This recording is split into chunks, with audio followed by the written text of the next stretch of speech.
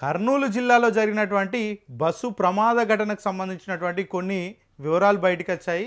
ఏదైతే శివశంకర్ అనే వ్యక్తి ఇతని యొక్క సన్నిహితుడైనటువంటి ఎర్రిస్వామిని తన ఇంటి వద్ద దింపడానికి సుమారు అర్ధరాత్రి 2 గంటలకు మరి వీళ్ళిద్దరు కూడా ప్రయాణం స్టార్ట్ చేశారంట.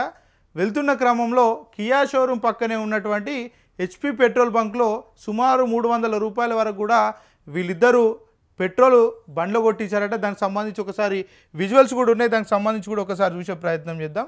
ఇక్కడ చూడొచ్చు, ఏదైతే ఇక్కడ ముందు కూర్చున్నటువంటి వ్యక్తి పేరు శివశంకర్, వెనకాల కూర్చున్నటువంటి వ్యక్తి పేరు ఎర్రిస్వామి ఆలియాస్ నానిగా కూడా ఆయన పిలుస్తూ ఉంటారు. వీళ్ళిద్దరు కలిసి ఏదైతే మరి పెట్రోల్ కొట్టించడానికి కియా షోరూమ్ పక్కనే ఉన్నటువంటి హెచ్పి పెట్రోల్ బంక్కు వచ్చినటువంటి దృశ్యాలు ఒకసారి చూడొచ్చు. వీళ్ళిద్దరు కూడా బంక్లో ఉన్నటువంటి ఏదైతే దృశ్యాలు కూడా ఇక్కడ చాలా స్పష్టంగా కనబడతా ఉన్నాయి.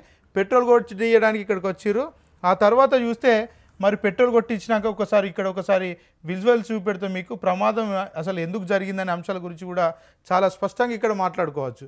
ఏదైతే పెట్రోల్ కొట్టించి అర్ధరాత్రి 2 గంటలకు వాళ్ళని బంక్లో ఉన్న వాళ్ళని కూడా వెళ్ళి లేపిండి. ఆ తర్వాత కూడా దీంట్లో పెట్రోల్ కొట్టించినాక అసలు కథ ఇక్కడ ఉంది.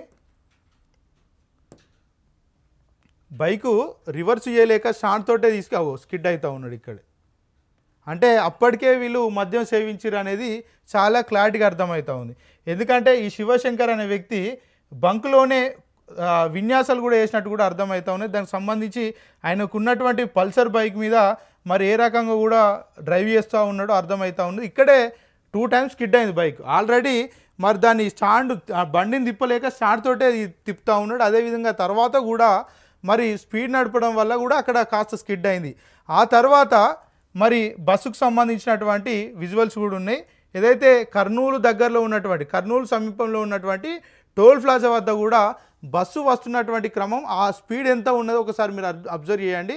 అదేవిధంగా దానికి సంబంధించినటువంటి లైటింగ్, ఎల్ఈడి లైటింగ్ కూడా ఏ విధంగా ఉన్నాయి, ఎదుట వచ్చేటువంటి వాళ్ళకి మరి బస్సు కనబడేటువంటి అవకాశాలు ఉన్నాయా లేదా అనేది కూడా ఒకసారి ఇక్కడ అబ్జర్వ్ చేయొచ్చు. ఇది సుమారు 2 గంటల 45 నిమిషాల నుంచి 3 గంటల 25 నిమిషాల వరకు ప్రమాదం జరిగి ఉండొచ్చని అయితే పోలీసులు అయితే అంచనా వేశారు. దీనికి సంబంధించి ఒకసారి ఇక్కడ చూపెట్టే ప్రయత్నం చేస్తే ఒకసారి చూడండి. ఇక్కడ బస్సు వస్తుంది చూడండి ఒకసారి. ఈ బస్సుకు సంబంధించి బస్సు వచ్చే క్రమంలో ఈ టోల్ గేట్ దగ్గర ఇక్కడ చూడండి ఒకసారి. లైట్స్ ఏ విధంగా ఉన్నాయి, ఎంత దారుణంగా ఉన్నాయో ఒకసారి అబ్జర్వ్ చేయండి. అంటే ఎదురుగా వచ్చే వాహనాలు ఏవైతే ఉంటాయో వాటి కనీసం బస్సు ఎంత పెడుతున్నది,